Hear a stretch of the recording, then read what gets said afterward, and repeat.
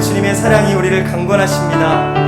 우리도 주님을 더 깊이 사랑하는 그 고백으로 나아갈 줄 믿습니다. 우리 이 시간 함께 찬양으로 주님에 향한 우리의 사랑을 고백하며 믿음으로 나아가길 원합니다.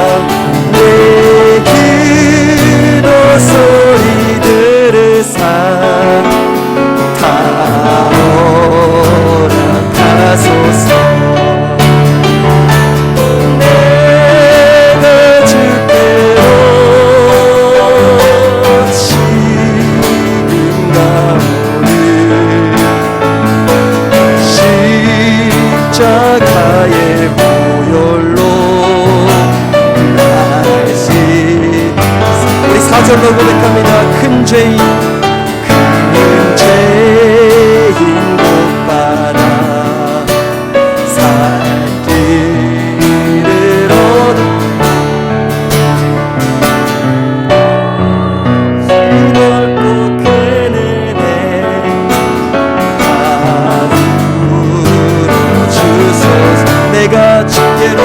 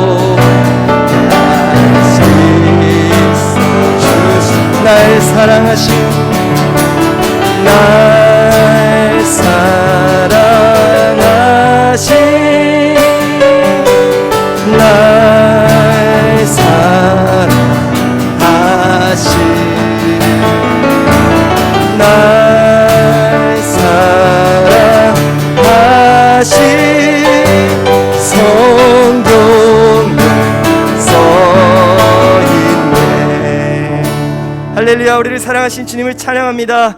이 시간 함께 기쁨으로 박수치며 찬양하시겠습니다. 예수 사랑하심은 거룩하신 말일세. 우리들은 약하나 예수 본세 많도다. 날 사랑하신 날 사랑하신 날 사랑하신 성경에 써있네. 나를 사랑하시고 나의 죄를 다 씻어 하늘 문을 여시고 들어가게 하시네. 날 사랑하신 날 사랑하신 날 사랑하신 성경에 써있네. 내가 연약할수록 더욱 그의 어디사 높은 보좌 위에서 낮은 나를 보시네. 날 사랑하신 날 사랑하신 날 사랑하신 성경에 써. 세상 사는 동안에 세상 사는 동안에 나와 함께 하시고 세상 떠나가는 날 천국 가게 하소서. 날 사랑하신 날 사랑하신 날 사랑하신 성경은 우리 3절로 고백합니다. 내가 연약할수록 더욱 그의 여기사 높은 보좌 위에서 낮은 나를 보시네. 날 사랑하신 날 사랑하신 날 사랑하신 성경에 써있는 세상 사는 동안에 나와 함께 하시고 세상 떠나가는 날 천국 가게 하소서. 날 사랑하신 날 사랑하신 날 사랑하신 성경에 은혜가 풍성한 하나님, 믿는 자 한 사람 한 사람 오늘도 또 언제든지 연창고 보호해 주시네. 주여 성령의 은사들을 오늘도 내려 주소서. 성령의 뜨거운 불길로서 오늘도 충만케 하소서. 정욕과 죄악에 물든 마음 성령의 불길로 태우사 정결케 하소서. 태우소서. 깨끗게 하여 주옵소서. 주여 성령의 은사들을 오늘도 내려 주소서. 성령의 뜨거운 불길로서 오늘도 충만케 하소서. 희생의 제물로 돌아가신 어린 양 예수 구속의 은혜를 내리시사 오늘도 구원해 주소서. 주여 성령의 은사들 오늘도 내려 주소서. 성령의 뜨거운 불길로서 오늘도 충만케 하소서. 주님의 기쁘신 은혜만이 세상에 널리 전하리니 하늘의 능력과 권세로서 오늘도 이끌어 주옵소서. 주여 성령의 은사들을 오늘도 내려 주소서. 성령의 뜨거운 불길로서 오늘도 충만케 3절로 고백합니다. 일생의 제물로 돌아가신 어린 양 예수님이여 구속의 은혜를 내리시사 오늘도 구원해 주소서. 주여 성령의 은사들을 오늘도 내려 주소서. 성령의 뜨거운 불길로서 오늘도 충만케 하소서.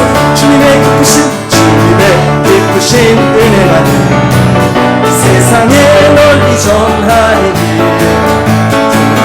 능력과 권세로서 오늘도 펴주옵소서. 주여 성령의 은사들을 오늘도 내려 주소서. 성령의 뜨거운 불길로서 오늘도 충만케 주여 성령의 은사들을 오늘도 내려 주소서. 성령의 뜨거운 불길로서 오늘도 충만케 하소서. 주여 성령의 은사들을 오늘도 내려 주소서. 성령의 뜨거운 불길로서 오늘도 충만케. 다시 한번 간절히 고백합니다. 주여 성령의 은사들을 오늘도 내려 주소서. 성령의 뜨거운 불길로서 오늘도 충만케 하소서. 우리 이 시간 함께 예배를 위해서 기도하기를 원합니다. 주님, 이 밤에 우리가 성령으로 충만해지기를 원합니다. 우리가 이 밤에 주님을 더 뜨겁게 사랑하기를 원합니다. 말씀을 더 사모하기를 원합니다. 오늘 이 밤에 하늘의 것으로 우리를 채워주시옵소서. 성령을 부어주시옵소서. 우리 시간 주여 한번 부르시고 함께 기도하시겠습니다. 주여.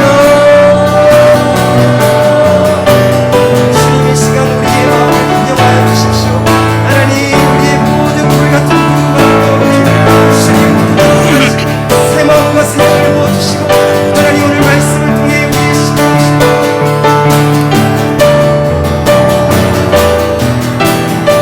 하나님 아버지, 다사다난했던 지난해를 보내게 하시고 불확실한 가운데 있지만은 확실하신 소망의 주님으로 인하여 다시금 희망으로 출발한 새해를 우리에게 허락해 주시니 감사합니다. 더 나아가 감사한 것은 우리를 충성되게 여겨서 내게 은사 따라 각가지 직분을 맡겨주시니 정말 감사합니다. 특별히 하나님 백부장의 별명으로 교구장의 직분을 맡겨주시고 십부장의 별명으로 목자의 직분을 맡겨주신 하나님, 이 시간에 주의 말씀으로 어떻게 우리가 준비되고 훈련되어야 되는지를 같이 나누려 할 때 주의 성령님이 우리 가운데 충만히 임하여 주심으로 주신 직분을 기쁨으로 잘 감당하도록 축복해 주옵소서. 부득불 코로나로 인하여 이 성전에 다 모이지 못하고 가정에서 일터에서 하나님 이 영상을 통하여 은혜 받기를 원하옵나니 그곳에도 하나님의 영으로 임하여 주옵소서. 예수님 이름으로 기도하옵나이다. 아멘. 할렐루야. 우리 옆에 있는 분들에게 샬롬 인사하시기 바랍니다. 우리 가정에서도 혹은 일터에서도 그렇게 인사하시기 바랍니다. 하나님 평강이 함께 하시길 기원합니다. 예. 우리 교회 11명의 교구장님이 계십니다. 한 교구장님은 부부 교구입니다. 부부는 9개의 목장으로 구성되어 있고 또 하나는 남자들만 모이는 교구입니다. 사실 쉽지 않은데 우리에게는 잘 되고 있습니다. 그 남자들 모이는 그 교구는 전체가 다 9개, 5, 4설에서 9개 목장입니다. 그래서 부부가 9개 목장, 남자가 9개 목장, 그리고 여성들로 조직된 교구는 전체 8개 교구입니다. 대부분이 7목장 혹은 6목장에서 54개, 전체 11교구와 72개의 목장으로 이렇게 조직되어 있습니다. 그래서 오늘은 오늘과 다음 수요일까지는, 다음 수요일은 아마도 이제 이 방역이 좀 완화가 돼서 함께 모일 수 있지 않을까, 그런 기대를 가져봅니다. 우리에게 주어진 그 사명, 특별히 교구장의 사명을, 목자의 사명을 어떻게 감당할 것인가에 대해서 말씀을 드리려고 합니다. 그렇다고 해서 나는 교구장 아니고 목자 아니니까 나 관계없다 이러시면 안 되고, 다 우리에게 주신 말씀으로 함께 은혜를 나누기를 원합니다. 창세기 17장 1절에 보면은요, 이런 말씀이 나옵니다. 하나님께서 아브라함을 75세 때 부르시고 그에게 약속한 것 가운데 하나가 너로 큰 민족을 이루겠다. 큰 민족을 이루겠다. 그때 아브라함은 자식이 없었습니다. 그런 기대를 가지고 출발했지만은 10년의 세월이 지나도 자식이 생기지 않는 겁니다. 약간 실망했겠죠. 그래서 아내의 권유를 따라서 그 하갈을 취하여, 첩이죠, 하갈을 취하여서 이스마엘을 낳게 됩니다. 그때 아브라함 나이가 86세. 하나님이 서운하셨어요. 하나님이 때가 아닌데 왜 때를 기다리지 못하고 서둘러서 네 마음대로 하갈을 취하여 아들을 낳았을까? 그래서 하나님이 13년 동안 말씀하지 않습니다. 때때로 하나님이 우리에게 말씀을 안 하실 때는 뭔가 우리가 하나님 앞에 잘못한 것이 있지 않을까, 뭔가 섭섭하게 드린 게 아닐까, 이렇게 생각해도 틀림이 없습니다. 13년 세월이 지난 이후에 아브라함 나이가 99세였을 때 하나님이 나타나십니다. 그런 첫 말씀이 뭔가 하니, 아브라함아, 나는 전능한 하나님이야. 너는 내 앞에서 행하여 온전하라. 이렇게 말씀하십니다. 그 얘기지요. 너 왜 내가 너에게 한 그 언약을 못 믿니? 내가 너를 부를 때 너로 큰 민족을 이룬다고 했어. 자식이 없어도 때가 되면 자식을 낳게 할 텐데 왜 그때를 기다리면 더 네 마음대로 아이를 낳았어? 고생 많이 했잖아. 그리고는 하나님이 이제 아브라함을 불러서서 이런 얘기를 하십니다. 아브라함아, 일로 나와라. 네 안에 사례도 나오라 그래. 그리고는 너 이제 이름을 바꿔줄 거야. 너는 이제부터 아브라함이라고 해. 아브람은 큰 자라는 것인데 그 아버지가 지어준 이름이죠. 그리고 아브라함은 하나님이 계명해 준 것인데 그 아브라함은 열국의 아비다. 네 아내도 사례 그 부모님이 지어줬을 겁니다. 공주란 뜻인데 이제는 사라라고 해. 열국의 어미다. 그때부터 이제 아브라함은 아브라함, 그리고 사례는 사라. 부를 때 열국의 아비, 열국의 어미, 이렇게 부르기 시작합니다. 그 마침내 1년 뒤에 약속하신 이삭을 낳게 하시고 큰 민족을 이루도록 하나님 축복하신 것을 우리가 볼 수가 있습니다. 전 그 말씀을 통해서 우리가 입으로 시인하는 것이 얼마나 중요한가 하는 것을 새삼 느꼈습니다. 그 성경을 로마서 10장 10절에 이런 말씀이 있죠. 사람이 마음으로 믿어 의에 이르고 입으로 시인하여 구원에 이르느니라. 시는 이렇게 중요한 거예요. 그래서 내게 주신 직분도 우리가 시인해야 됩니다. 아, 하나님이 나에게 교구장의 직분을 주셨구나. 하나님 감사합니다. 아, 하나님이 나에게 목자의 직분을 주셨구나. 하나님 감사합니다. 아, 하나님이 나에게 장로의 직분을 주셨구나. 감사합니다. 아, 하나님이 나에게 권사의 직분을 주셨구나. 감사합니다. 내게 집사의 직분을 주셨구나. 감사합니다. 내게 교사의 직분을 주셨구나. 감사합니다. 자꾸 시인할 때 정체성이 생겨요. 아, 나는 교구장이지 100명의 영혼을 섬겨야 될 백부장이지. 아, 나는 10명의 영혼을 감당해야 될 나는 목자지. 자기 정체성, 사명이 깨달아지고요. 더 나아가서 자존감이 생깁니다. 하나님께서 나를 충성되이 여겨서 내게 백부장의 교구장의 직분을 주시다니 나를 이렇게 인정해 주시는구나.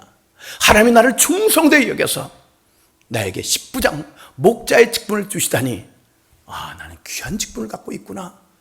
이 직분을 소홀히 하면 안 돼. 이렇게 귀한 직분인데 하나님이 충성되이 여겨서 나에게 이런 직분을 주셨으니까, 그래서 자기 직분에 대한 자존감이 생깁니다. 더 나아가서 하나님이 직분을 주셨을 때는 감당할 만한 능력도 주실 것이야.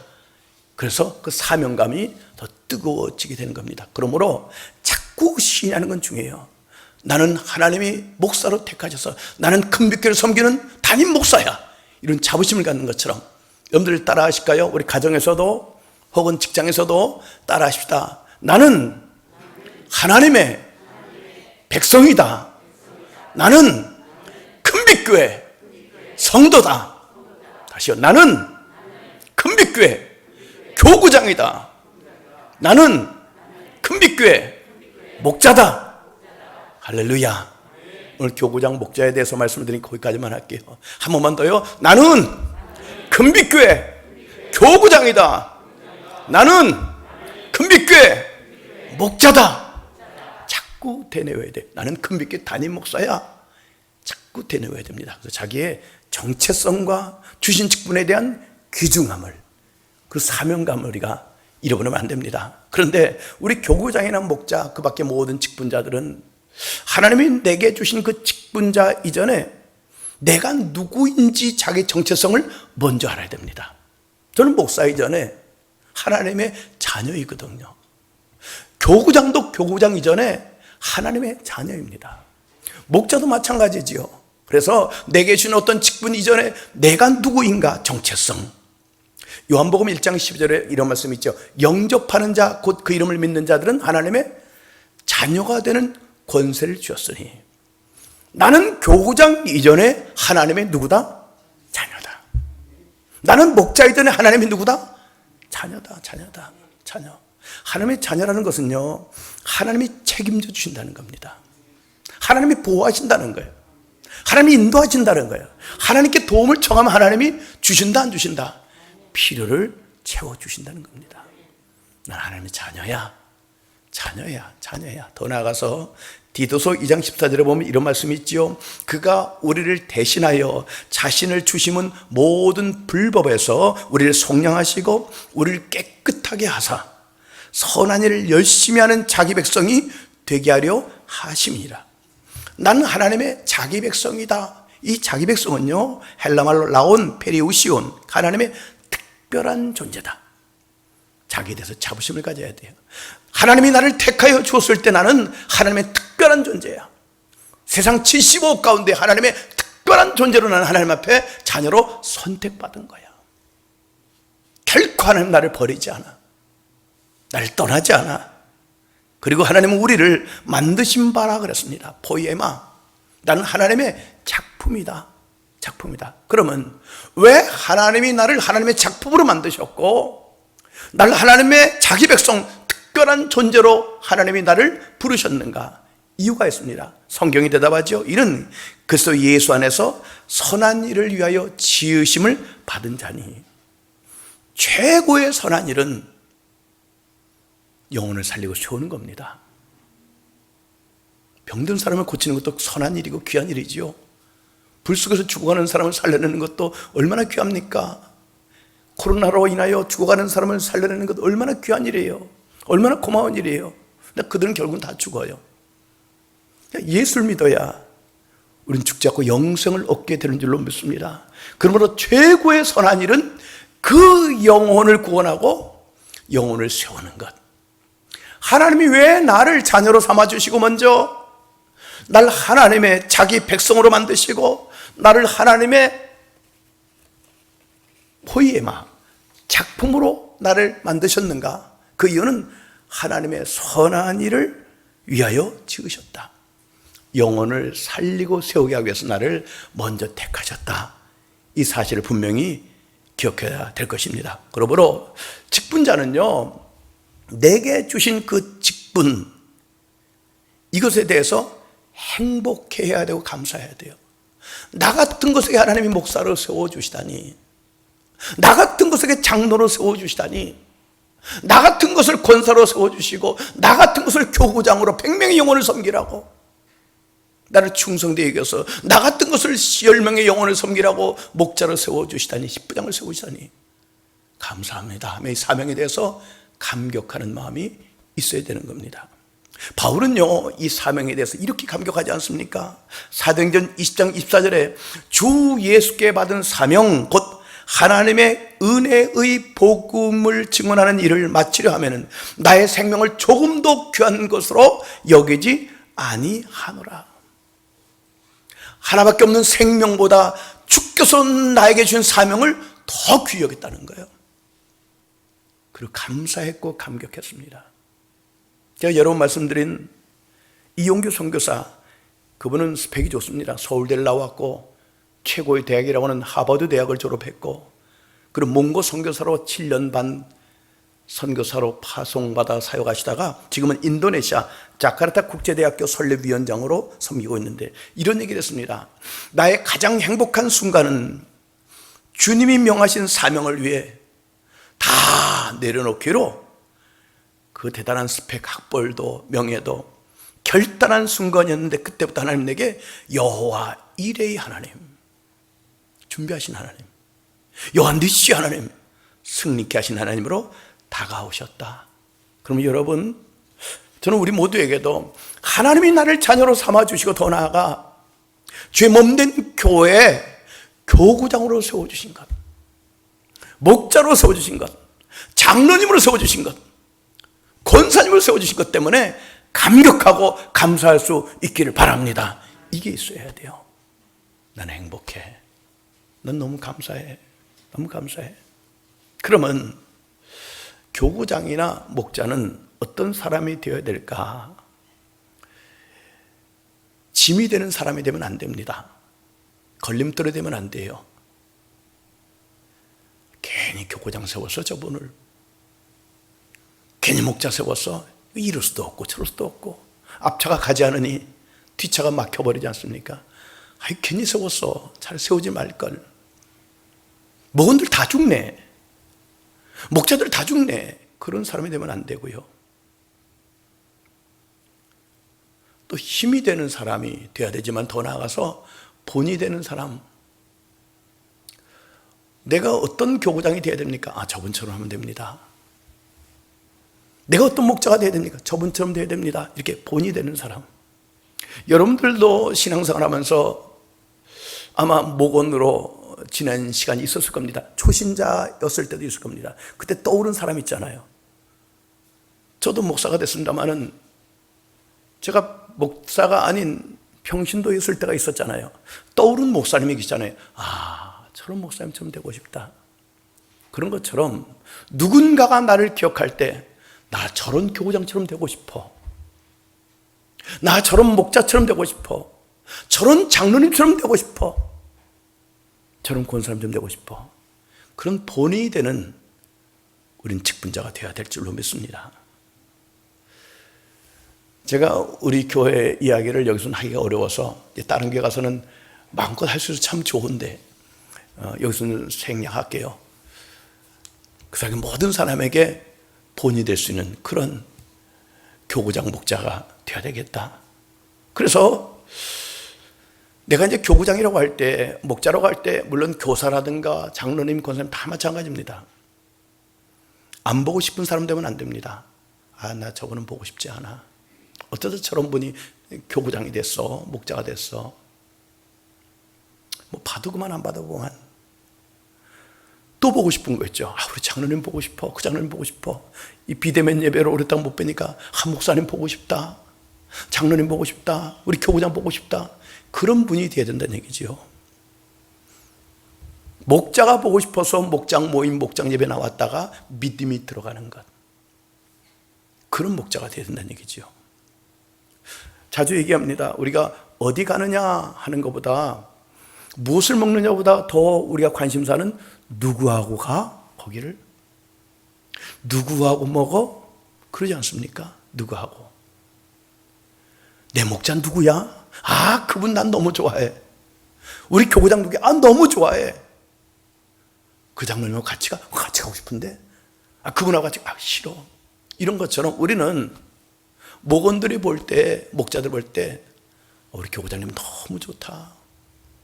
우리 목자 너무 좋다. 그런 사람이 되어야 된다는 얘기죠.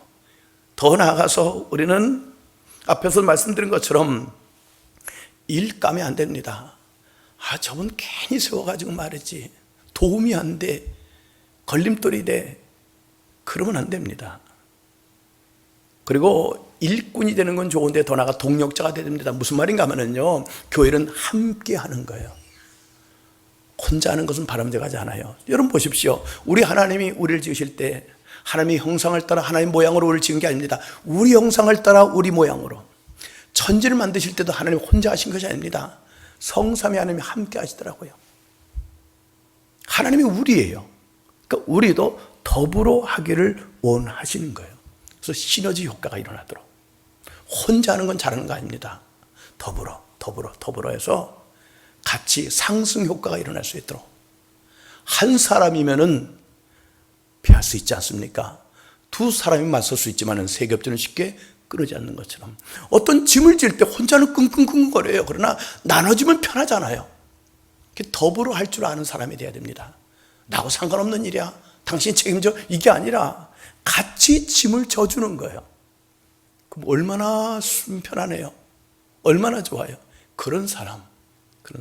내가 회장일 때는 잘했지만은 내가 회장을 딱 내려놓은 다음에는 도와줄 줄 모르는 사람은 안 되는 겁니다. 내가 회장이 아니더라도, 내가 목자가 아니더라도, 교구장이 아니더라도 열심으로 도와주고, 내가 혹시 교구장이나 목자나 그 밖에 어떤 직분을 내려놓았어도 내가 그 고충을 아니까 도와줄 줄 아는 사람. 이게 귀한 동력자입니다. 그래서 여러분, 제가 이제 가정에서 따라 하십시오.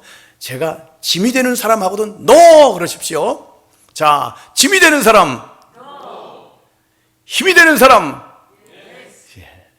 더 나가서 본이 되는 사람, 두 번 해야죠. 본이 되는 사람, yes. 맞아요. 짐이 되는 사람 되면 안 됩니다. 모든 사람에게. 목사님, 우리 목자 바꿔주세요. 안 되는 거예요. 교구장 바꿔주세요. 안 되는 거예요. 힘이 되는 사람을 넘어서 나 저렇게 돼야지. 저렇게 돼야지.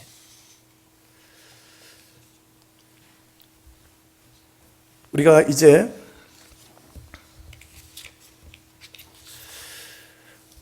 질문을 제가 세 가지 할게요. 결국은 같은 것인데, 하나님이 가장 기뻐하는 일은 무엇일까? 하나님이 기뻐하는 일을 하면은요, 우리 소원을 이루어주신다 그랬어요. 시편 37편 4절인데, 여호와를 기뻐하라. 저가 내 마음의 소원을 이루어 주시리로다. 그 얘기는 하나님 때문에 기뻐하라. 그리고 하나님을 기쁘시게 드리면 내 마음의 소원을 이루어 주시리로다. 그러니까 하나님이 기뻐하시는 일이 무엇일까? 또 두 번째, 일맥상통하는 것이 있습니다. 예수님이 우리에게 주신 지상명령, 최고의 명령은 무엇일까? 많은 명령 가운데 최고의 명령, The Great Command, 최고의 명령이 무엇일까? 세 번째, 교회의 존재 목적은 무엇일까? 그 답을 위해서 예수님이 행하심과 가르치심이 기록된 마태복음 28장 마지막 장을 제가 읽어볼게요. 예수께서 나와 말씀하여 이르시되 하늘과 땅의 모든 권세를 내게 주셨으니, 같이 읽으실까요? 그러므로 너희는 가서 모든 민족을 제자로 삼아 아버지와 아들과 성령의 이름으로 세례를 베풀고 내가 너에게 분부한 모든 것을 가르쳐 지키게 하라. 볼지어다 내가 세상 끝날까지 너희와 항상 함께 있으리라 하시니라. 그리고 누가복음에 연결되는 사도행전 1장 8절, 이것도 누가복음의 결론이라 할 수 있죠. 이어지는 것이니까 같이 읽으실까요? 시작. 오직 성령이 너에게 임하시면 너희가 권능을 받고 예루살렘과 온 유대와 사마리아와 땅끝까지 이르러 내 증인이 되리라 하시니라. 이 말씀을 종합해 볼 때 하나님이 가장 기뻐하신 일을, 예수님의 제상명령, 교회의 존재 목적은 가서 모든 사람을 전도해서 더 나아가 제자 삼는 일입니다. 따라하실까요? 하나님이 가장 기뻐하시는 일은, 예수님의 지상명령은, 교회의 존재 목적은 가서 모든 사람에게 전도하여 제자를 삼는 것이다. 아멘. 아멘. 근데 우리가 전도하다 보면은요, 내가 얼마나 능력이 없는가를 느끼게 됩니다. 말의 권세도 없고, 내가 남을 설득시키는 그런 어떤 설득력도 없고, 남에게 감동을 줄 만한 본이 되는 것도 없고, 나의 부족함을 늘 느껴요. 그래서 기도를 안 할 수가 없어요. 하나님 말해준 권세를 주세요. 그가 나를 보고 감동을 좀 받게 해주세요. 그 하나님께 기도하게 되지요. 그럼 성령님이 연약함을 아시고 도와주십니다. 그래서 내가 전도함으로 그 영혼을 구원하는 것도 있지만은 내가 변화되고 성숙되어 가는 것을 느낄 수가 있어요. 얘가 좀 이상합니다만은 나이가 많아도 아직 아이를 낳지 못한 분과 아직 젊어도 아기 엄마와 좀 다른 것처럼 말이죠.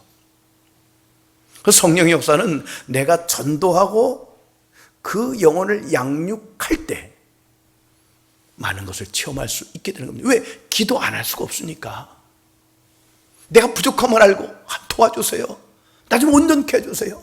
좀 더 인내해야 되고 좀 더 섬겨야 되는데 그걸 내가 기도함으로 깨닫고 실천함으로 내가 점점 성숙되어 가는 것을 보게 되는 겁니다. 마찬가지로 우리가 한 영혼을 전도했습니다. 그리고 계속 양육해야 됩니다. 만약에 전도하고 양육하지 않으면 애를 낳아서 고아원에 보내는 것과 같습니다. 상상해 보십시오. 애를 낳는데 엄마가 키우지 않고 고아원에 보내버린다면 아마도 건강한 인격으로 잘 자라지 못할 것 같아요. 그래서 우리가 전도로 끝나는 것이 아니라 전도했으면 그를 양육해야 됩니다. 어떻게? 반드시 아이 신앙은 가질 수 있도록. 뒤에 말씀드리겠지만 아이 신앙은 아버지를 아는 거예요. 아, 나는 이제 아버지가 생긴 거지 육신의 아버지가 아니라 하늘 아버지가 계시지. 어려움이 닥치면 그분께 도움을 청하면 되네. 거기서 끝나지 않아요. 청년 신앙으로. 넘어지지 않아요. 잘. 왜? 말씀으로 강한 그리스도인이 되었기 때문에. 아니, 넘어져도 오뚜기처럼 말씀으로 또 일어나게 되고. 청년신앙, 세상을 이기는 청년신앙, 더 나아가서 하나님의 마음을 아는 아비신앙. 하나님이 나를 먼저 구원해 주신 것은, 그리고 하나님이 나를 자기 백성으로 하신 것은, 그 하나님이 나를 하나님의 작품이라고 하신 것은 선한 일을 하게 하기 위함이시구나. 하나님은 모든 사람이 구원을 받으며 진리를 아는 데 이르기를 원하시는데, 아, 이거를 나를 통해서 하기를 원하시는구나. 그 마음을 알고 아버지를 기쁘시게 해드려야지. 많은 영혼을 건져내야지. 그들을 하나님의 삶을 세워가야지. 이거를 깨닫게 되어가도록 양육시키는 겁니다. 그냥 구원받아서 됐어 끝이 아니라 유람선 타고 그냥 관광하는 저원이 아니라 하나님 마음을 알고 전투함처럼 영적인 전투를 통해서 또 다른 영혼들을 살려내는 거기같이 아비 같은 신앙으로 세워져 가는 것, 그것이 우리가 할 일인 겁니다. 근데 양육을 받은 사람이 전도하지 않는다면요 목적을 잃은 양육이 됩니다. 그러니까 내가 누구를 전도해서 아이 신앙에서 청년 신앙에서 아비 신앙, 하나님 마음을 알고 하나님의 마음, 하나님 많은 영혼이 구원받기를 원하지 않습니까?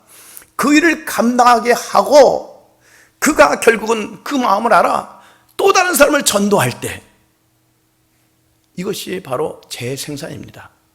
그게 제대로 된 사명자의 역할이에요. 이것을 바울은 디모데후서 1장에서 2장에서 이렇게 말씀했습니다. 내 아들아, 그러므로 너는 그리스도 예수 안에 있는 은혜 가운데서 강하고, 바울은 부활의 주님 만나서 그리스도인이 되었습니다. 그 바울이 전도해서 믿음의 아들 디모데를 세웠습니다. 디모데에게 말합니다. 너 예수 안에 있는 은혜 가운데 강해져라. 그리고 거기서 끝나는 것이 아니라 내가 많은 증인 앞에서 내게 들은 말을 충성된 사람들에게 부탁하라.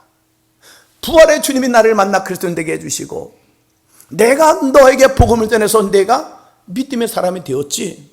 이제 내가 그 믿음을 너 홀로 끝나지 말고 충성된 사람들에게 그 믿음을 전수해서 그도 그리스도인 되게 하고, 더 나아가 그 충성된 사람도 또 다른 사람을 가르치도록 가라. 계속해서 재생산. 나 혼자 구원받고 끝나는 것이 아니라 구원받은 내가 또 다른 사람들에게 복음을 증거해서 그가 구원받고 그가 또 다른 사람에게 복음을 증거해서 구원받게 하는 것. 지금 우리나라에 심각한 게요, 저출산율입니다. 세계 1위입니다. 이런 날이 올 건 상상도 못했지요. 0.85%. 곧 한 명도 안 난다는 거예요. 심각해요 지금. 금년인가요? 사망자가 30만 명인데 출생자가 28만 명이래요. 처음이랍니다. 건국 이래. 그러니까 죽는 사람이 더 많아요. 태어난 사람보다. 이런 식으로 가면 한국은 없어질 거라는 겁니다. 2만 명씩 준다니까요. 내년엔 더 줄겠지요. 위기의식을 느끼잖아요. 그래서 어느 지역은 아이를 낳으면 뭐 1억을 준다든가. 저출산율 때문에. 심각합니다. 심각해요. 이것 못지않게 심각한 것은 그리스도인의 숫자가 점점 줄어가고 있다는 거예요. 점점 줄어가고 있다는 겁니다. 이 코로나 때문에 우리도 문제지만 다음 세대들이 더 심각해요. 더 심각해. 여러분들의 자녀들은 예수 믿습니까? 우리 교회만의 문제가 아니에요. 목사님 자녀들, 장로님 자녀들, 권사님 자녀들, 교구장 목자 자녀들 신앙생활 하고 있느냐 이거죠. 교회는 겨우 나올지 몰라도 진짜 그리스도인인가? 심각합니다. 주께서 우리에게 맡겨준 사명은 내가 누구에게 복음을 증거해서 그 예수를 믿고 끝이 아니라 그를 잘 양육해서 아이, 청년, 아비 신앙 되어서 하나님의 마음을 알고 하나님의 소원을 이루어 드리고 그를 통하여 구원받은 그가 또 다른 사람을 전도해서 마치 부활의 주님을 만난 바울이 그리스도인이 되고 바울이 디모데가 충성된 사람, 그 충성된 사람이 또 다른 사람에게 복음을 증거해서 일컬어 복음의 재생산, 이것이 이루어져야 되는 것이죠. 목자인 내가 목원들을 양육했어요. 그 목원이 또 다른 사람에게 복음을 증거하고 그 전도받은 사람이 양육돼서 또 다른 사람을 전도하고, 이것이 정상적으로 사역을 감당하는 목자의 역할인 겁니다. 그래서 우리는 오래전부터 목자들에게 세 가지를 말씀드렸습니다. 하나는 10부장인 것을 잊지 마십시오. 물론 교구장은 100부장. 출애굽기 18장에 보면은요, 애굽에서 나온 사람이 장전만 60만 3,550명이니까 20세 이상 엄청나게 많은 사람이 나왔지요. 한 200만 명. 그러니 시비거리가 왜 없겠습니까? 그러나 그 시비를 판단해 줄 사람은 모세 한 사람뿐이에요. 감당을 못합니다. 그 장인 이드로가 그 모습 보고 자네 그러다가 하면 일 나겠어. 그렇게 하지 마. 조직적으로 해서 1000부장을 세워. 그리고 100부장을 세워. 50부장을 세워. 그리고 10부장을 세워. 그래서 10부장이 10명의 문제를 해결해 줘. 그게 안 되면 50부장이 50명의 문제를, 100부장이 100명의 문제를, 그게 안 되면 1000부장이, 그런 나머지는 자네가 해. 그럼 효율적으로 할 수 있어. 그래서 그들을 세울 때 능력 있는 사람을 세워. 능력 있는 사람은 하나님을 두려워할 줄 알아야 돼. 그런 능력 있는 사람은 진실해야 되고 불의한 이익을 미워하는 자, 하나님의 돈을 함부로 쓰지 않는 사람. 그런 것처럼 오늘 우리 교회는 72명의 목자들에게 10부장의 별명을 드렸습니다. 내가 이 직분을 감당하는 동안 적어도 10명은 전도해서 양육해서 하나님의 원하는 사람을 세워야지. 그리고 교구장님들은 100부장의 별명, 저는 1000부장의 별명을 가지고 사명을 감당하고 있어요. 두 번째는, 이거보다 더 중요한 것은 그 숫자만이 10명, 100명, 1000명이 아니라 진짜 그리스도인 만들어야 되겠다. 이건 굉장히 중요합니다. 이것은 수없이 들어서 아주 각인이 돼야 됩니다. 우리의 중요한 목적이거든요. 숫자만 들리든 무슨 소용이 있겠습니까? 아무리 많은 교인이 모였다 할지라도 하늘나라 생명력에 이름이 기록되지 못한다면 의미 없잖아요. 진짜 그리스도인. 진짜 그리스도인은 앞에 나와 있는 것좀 따라 하실까요? 중생을 위한 구원화, 양육을 위한 제자화, 선교를 위한 사회화. 이 말을 좀 더 다시 풀어볼게요. 그러니까 진짜 그리스도인은 그들이 말씀을 듣고 찔림을 받고 어찌할꼬 하고 회개하고 세례받고 죄사함 받고 성령을 선물로 받는 것. 목사나 우리 목자나 교구장님들이 해야 될, 장로님들이 해야 될 일은요, 그들이 말씀을 들을 수 있도록까지 해줘야 돼. 그게 우리 해야 될 일이에요. 어떻게 해서든 말씀을 듣게 만드는 거예요. 말씀을 읽든지 듣든지 묵상하든지 하여간 말씀 앞에 오도록. 그게 목자가 해야 될 일이에요. 말씀 앞에. 그래서 말씀에 찔리도록 말씀을 읽다가 거기서 부활의 주님 만나고 하나님 만나고 성령의 감동으로 어찌할꼬 이 사건이 일어나도록 중보하여 기도해주고 격려해주고 그리고 회개하도록 삶의 방향을 바꾸도록 그리고 세례받도록. 세례는 뭡니까? 죽고 사는 거 아닙니까? 예수님을 믿기 전에 나는 죽고 이제는 예수님과 함께 사는 것. 그리고 죄사함 받는 것. 내가 모든 죄를 주님께서 대속하여 주었어. 내 죄는 다 사함 받았어. 나는 하나님의 은혜로 의롭다함을 받은 하나님 자녀가 되었어. 그리고 성령님이 내 안에 들어오도록. 성령님이 내 안에 들어온 사람. 이것이 진짜 우선의 시작입니다. 아무리 교회를 오래 다녔다 할지라도 혹 직분 받았다 할지라도 이 사건이 없다면은 죄사함 받고 회개하고 세례받고 성령을 내 안에 모셔드리지 않았다면 그는 직분이 아니라 뭘 받아서도 소용없는 겁니다.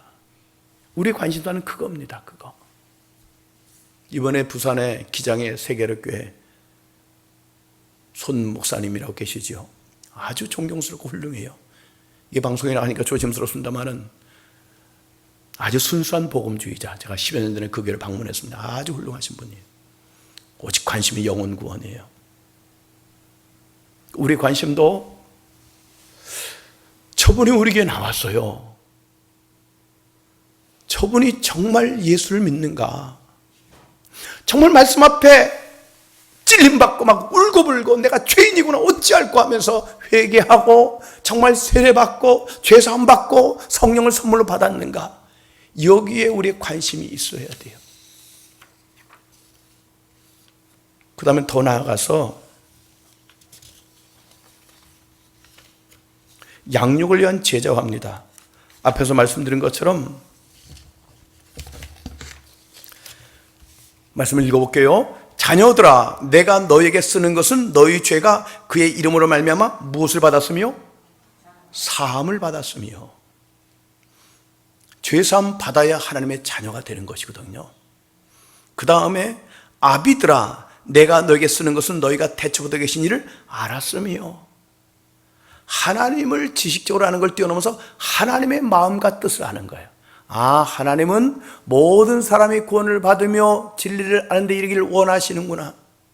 하나님은 나를 자기 백성 되게 하신 것, 나를 하나님의 상품 아닌 작품 되게 하신 것은 하나님의 선한 일에 열심내게 하기 위해서 그러셨구나. 영혼을 살리고 세우게 하기 위해서 하나님이 그렇게 하셨구나. 그렇게 이루어드려야지. 그런 신앙, 관심이 거기로 가 있는 겁니다. 청년들아, 내가 너에게 쓰는 것은 너희가 악한 자를 이겼습니다. 세상을 이기는 사람. 아이들아, 내가 너에게 쓴 것은 너희가 아버지를 알았으며. 아, 나는 하늘 아버지가 계시지. 어떤 어려움이 닥쳤을 때 이제는 기도하면 되지. 억지로가 아니라 아버지, 기도할 수 있는 기도의 특권을 하는 사람들.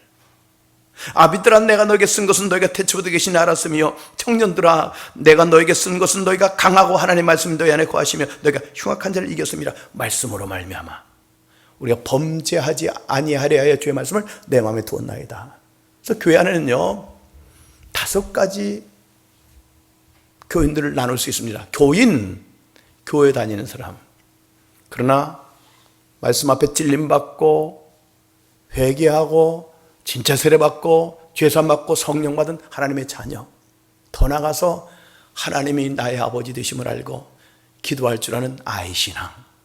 더 나아가서 말씀이 그 안에 있으므로 악한 자를 이겨내는 청년 신앙. 더 나아가서 아버지 마음을 알고 그 마음을 시원케 해드리고 그 뜻을 이루어드리는 아비 같은 신앙.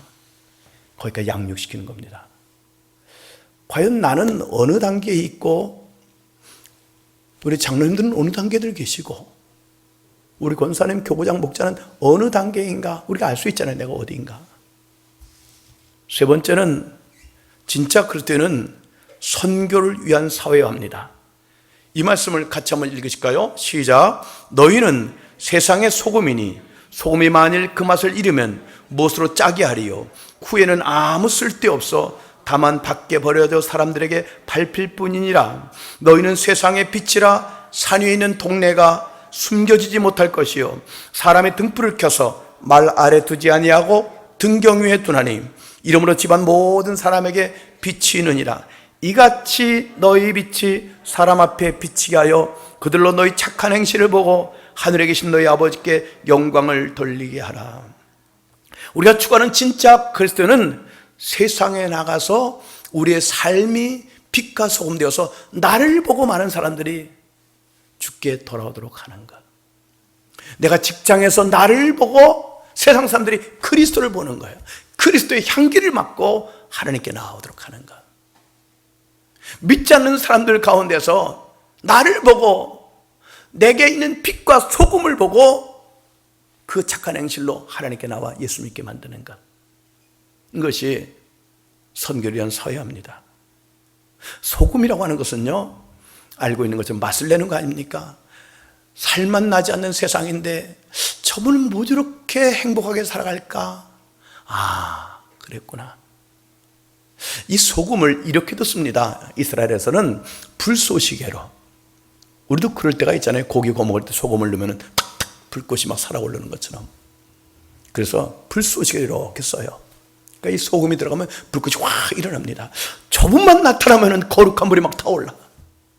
그 역할, 그게 소금이에요.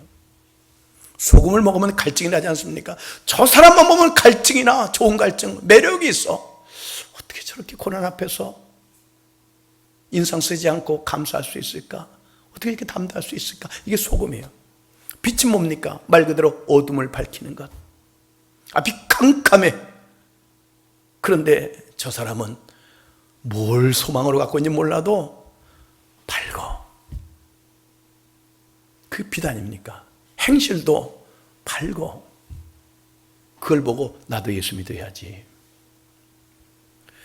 이 코로나 때문에 교회가 많은 지탄을 받습니다.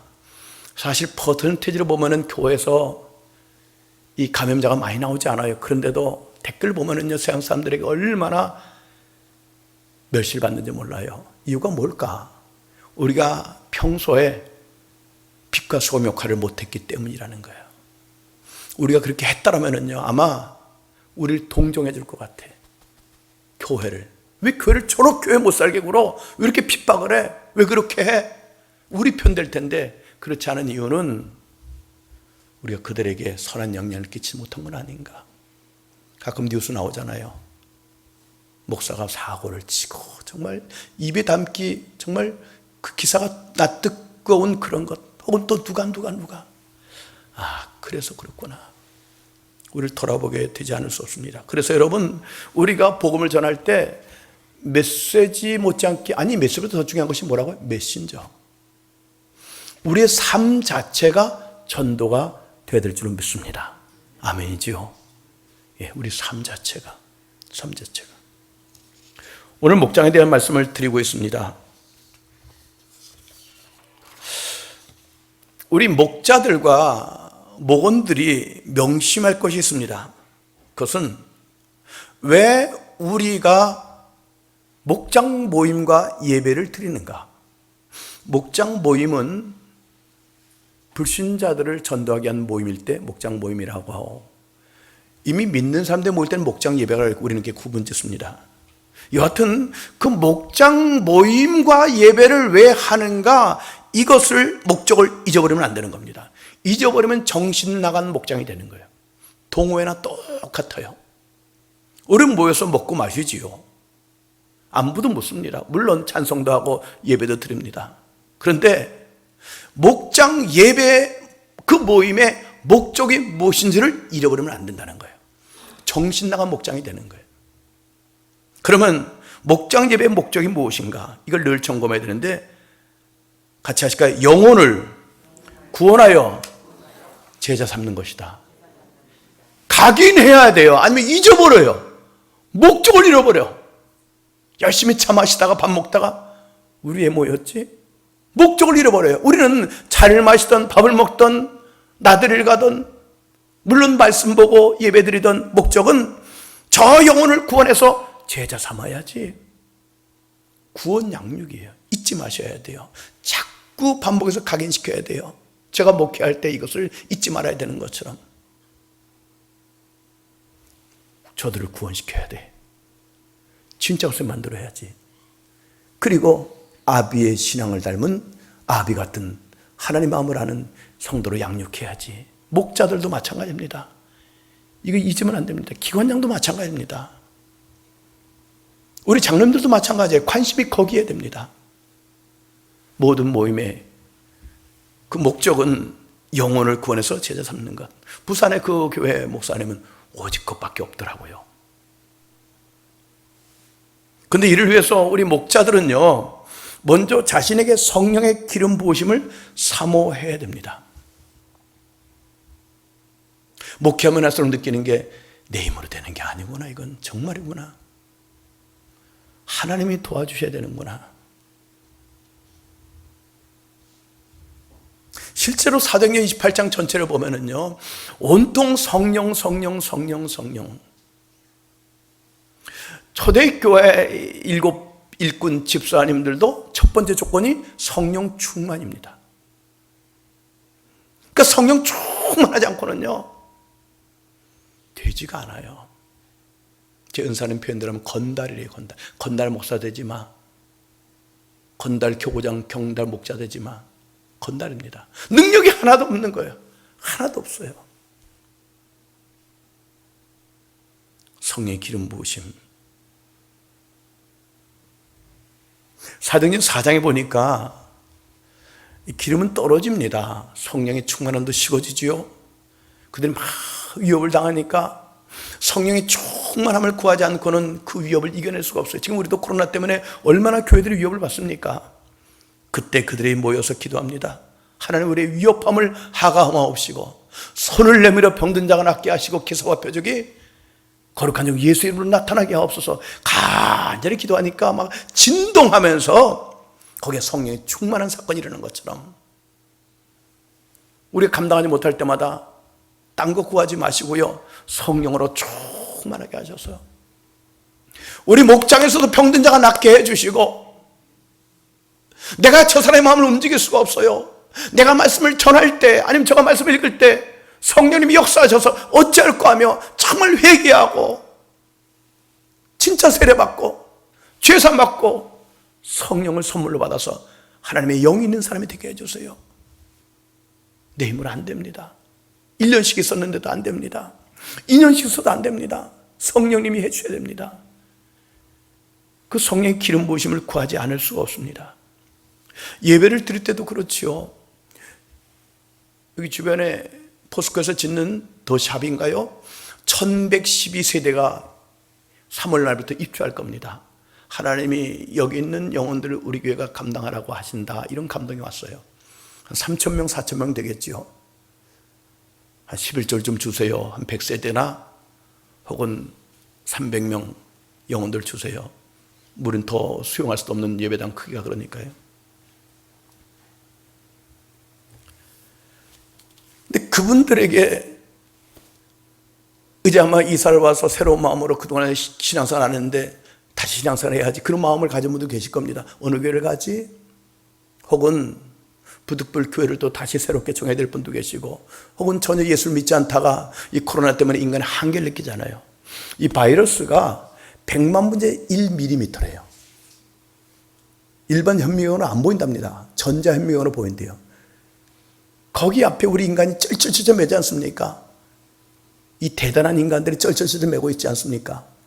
인간의 한계구나, 연약함을 느끼면서 하나님을 찾게 되는 이 상황에 그들이 복음을 증거하는데 힘들게 교회로 데려왔는데 와보니까 하나도 은혜가 안 돼. 목장에 모였는데 하나도 은혜가 안 돼. 세상에 모임과 뭐 다른 어떤 영적인 감동이 있어야 되는데 하나도 없어. 커피 마시고 차 마시고 음식 먹고 그건 좋은데 세상과 다른 게 없어. 그럼 그들이 예수를 믿을 수가 없지요. 그래서 우리 외치는 게 라마나얏 사건. 사무엘상 19장에 악령이 임한 사울은 기회만 되면은 다윗을 죽이려고 합니다. 수금을 타는 다윗을 향해서 단창을 던지잖아요. 다윗이 안 되겠다, 일단 피신하자 해서 스승님이 계시는 사무엘이는 라마나얏으로 피신합니다. 누가 고자질합니다. 사울에게. 다윗이 라마나얏에 가 있습니다. 이 사울이 전령을 보냅니다. 다윗을 잡아오도록. 근데 놀라운 일이 일어납니다.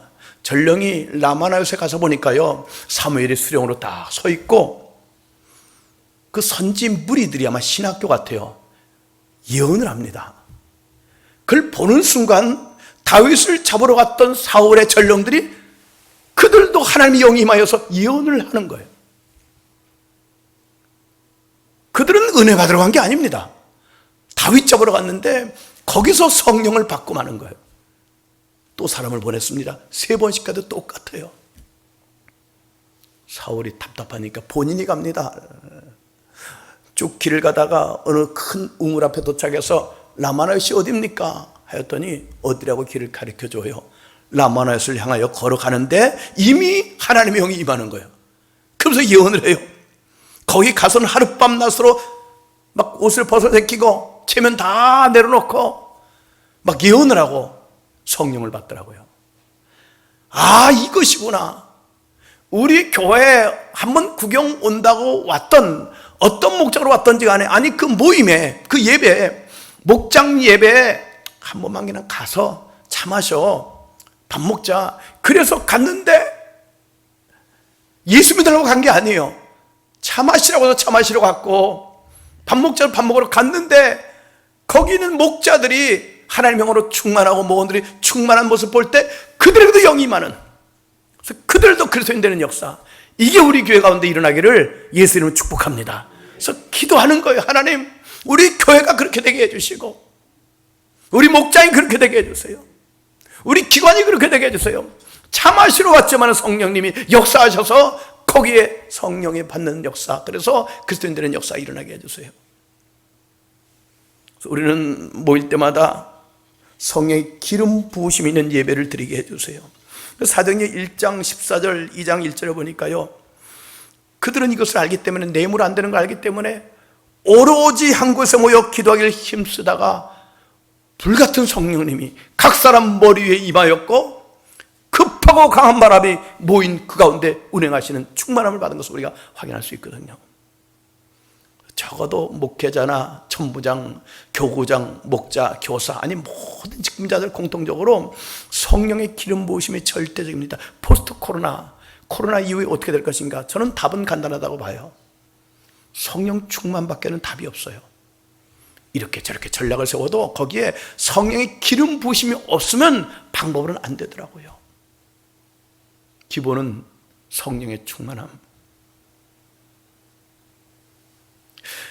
사도행전 18장에 보면은요, 바울이 고린도에 가서 복음을 증거합니다.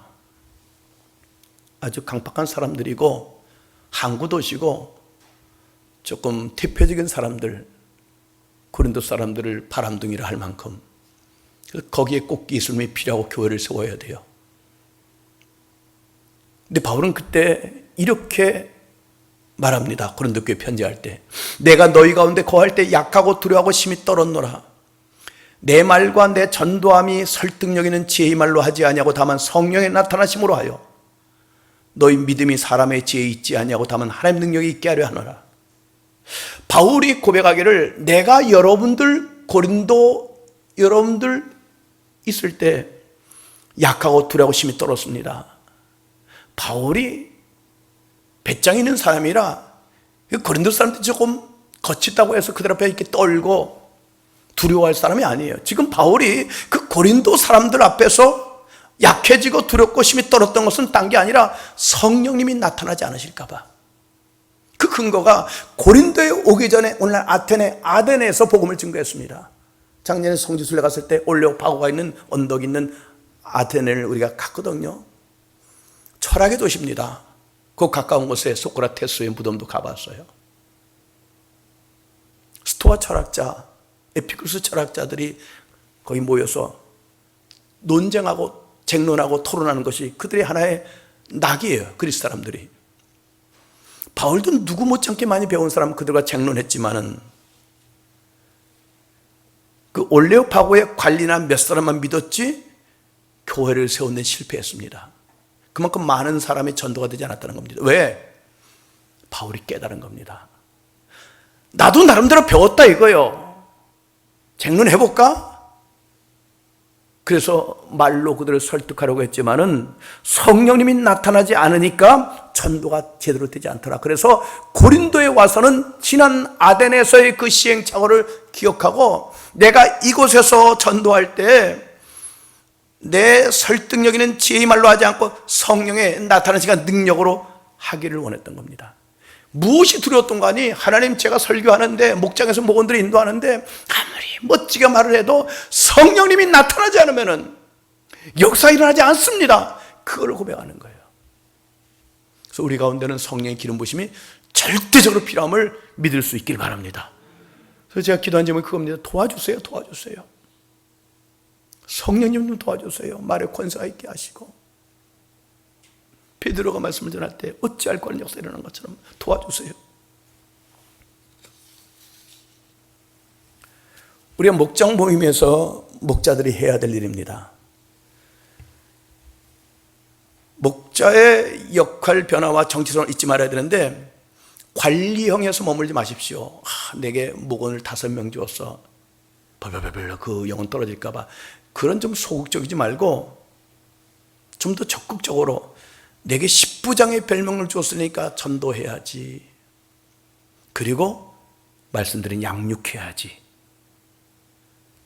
자녀가 되게 하고 아이 신앙이 되고 청년 아비 신앙으로 키워내야지.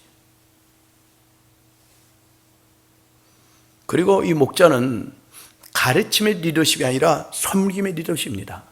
부산의 그 모 교회 제가 10년 전에 갔다 왔다 그랬잖아요.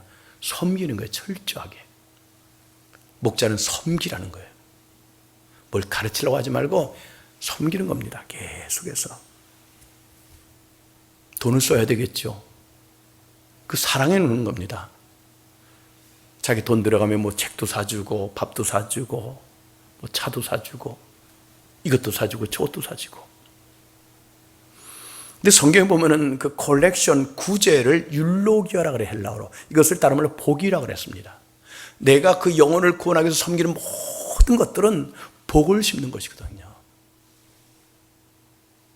자기 거 쓰지 않고 그 영혼 구원하기 어렵습니다. 자기 마음을 줘야 되고 물질을 줘야 되고 섬겨줘야 돼요. 가르치려고 하면은요 변화가 일어나지 않아요. 그리고 목자는 그 목장의 담임 목사라는 사실을 잊지 말아야 됩니다. 담임 목사들이 늘 노심투사하는 거 아닙니까? 코로나 때문에 믿음 잃어버리면 안 되는데 길을 가면서도 뭘 하면서도 그분이 이러면 안 되는데 누가 아프다는데 누가 이렇다는데 믿음 떨어지면 안 되는데 벌써 1년 가까이인데 어떡하지? 그런 것처럼 목자는 늘 적어도 내 목원들만은 내가 담임 목사입니다. 내가 이 모든 것을 이루기 위해서 3가지를 꼭 기억해야 되는 것은 첫째, 믿음의 확신. 믿음의 확신. 같이 읽으실까요? 믿음이 없이는 하나님을 기쁘시게 못하나니 하나님께 나간 자는 반드시 하나님이 계신 것과 또한 하나님을 찾는 자들에게 뭐 주시는 자?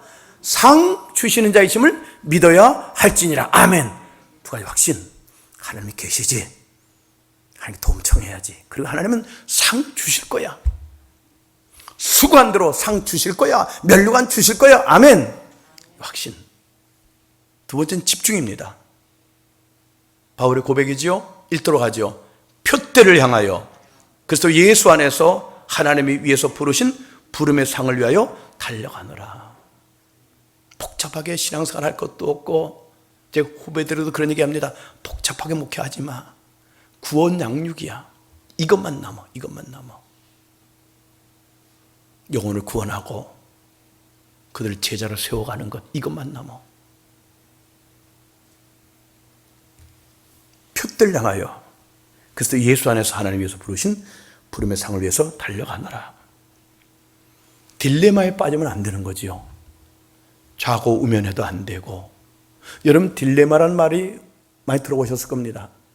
여기서 나온 겁니다. 어떤 말이 건초를 먹잖아요. 이 말에게 이 건초를 먹이를 가져다 줬습니다. 양쪽에 가져다 주니까 이 말이 오른쪽 거 먹을까? 왼쪽 거 먹을까? 오른쪽 거 먹을까? 왼쪽 거 먹을까? 아무나 먹으면 되잖아요. 그거 생각하더라고 결국 말라 죽어버렸대요. 이게 딜레마래요.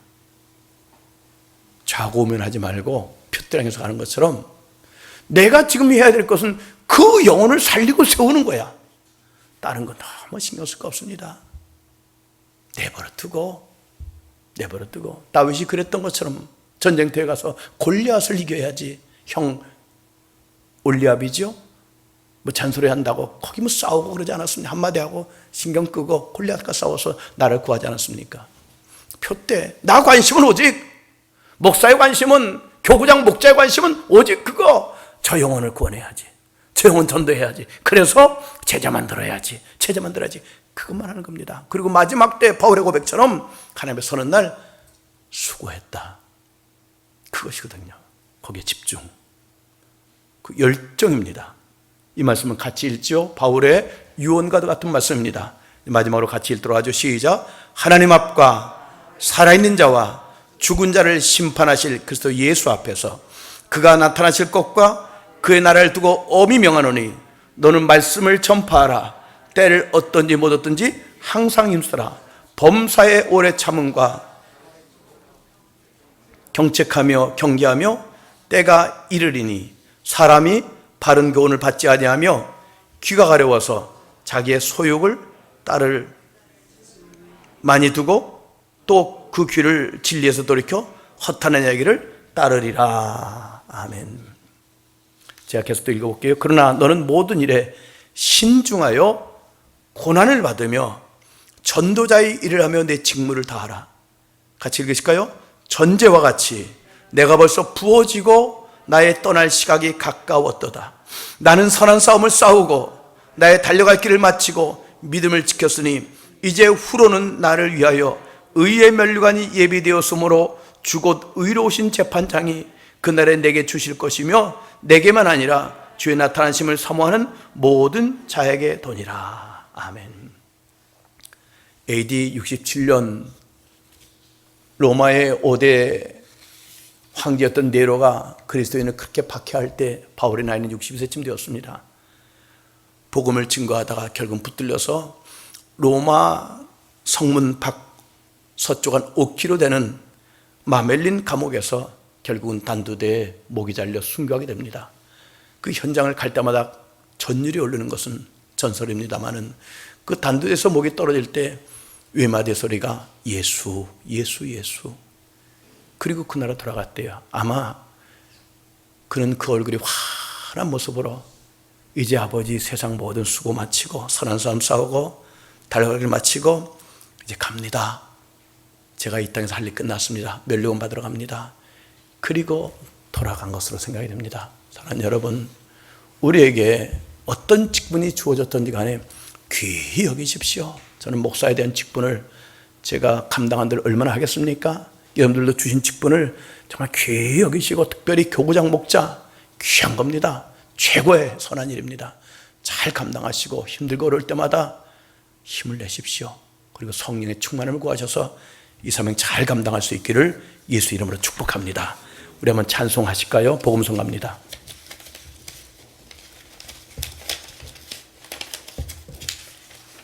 예, 같이 부르도록 하겠습니다.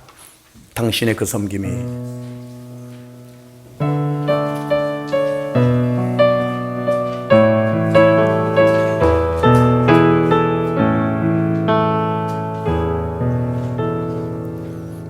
당신의 그 섬김이 전국에서 해같이 빛나리. 당신의 그 겸손이 전국에서 해같이 빛나리. 당신의 순종이 전국에서 해가 지나니 당신의 그 사랑이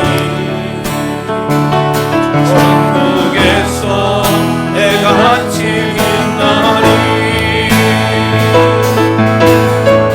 주님이 기억하시면 좋다니 예수님 사랑으로 가득한 모습 천사도 흠모하는 아름다운 그 모습 천국에서 해같이 빛나리 당신의 그 순종이 천국에서 해같이 빛나리 당신의 그 사랑이 전국에서 해같이 빛나리 당신의 그 찬송이 전국에서 해같이 빛나리 당신의 그 원신이 전국에서 해같이 빛나리 주님이 기억하시면 좋다니 불타는 사명으로 가득한 모습